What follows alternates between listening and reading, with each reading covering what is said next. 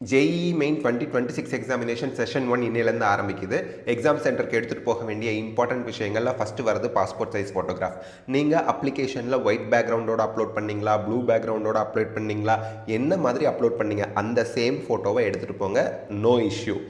சில students doubt கேட்டிருந்தாங்க, எனக்கு வந்து லைவ் கேப்சர் ஃபோட்டோகிராஃப் தான் அட்மிட் கார்டில் வந்திருக்கு, அதை எடுத்துகிட்டு போகணுமா? கிடையவே கிடையாது.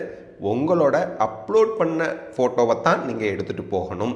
அதே போல் ரெண்டாவது அட்மிட் கார்டில் அந்த அப்லோட் பண்ண பாஸ்போர்ட் சைஸ் ஃபோட்டோகிராஃப் ஒன்று ஒட்டிக்கணும்.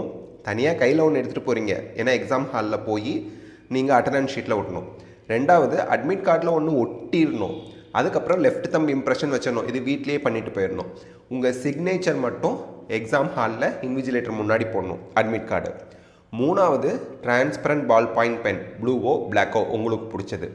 நாலாவது ஒரு வாட்டர் பாட்டில் டிரான்ஸ்பரண்ட், அக்வாஃபினாவோ பிஸ்லரியோ வாங்கி அந்த ரேப்பரை கிழிச்சு போட்டிங்கன்னா டிரான்ஸ்பரண்ட் வாட்டர் பாட்டில் ரெடி, எடுத்துகிட்டு போகலாம்.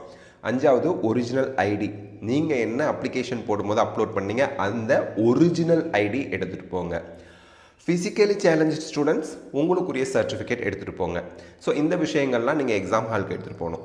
எக்ஸாம் எழுத போகிற அனைவருக்கும் all the best of luck. God bless you.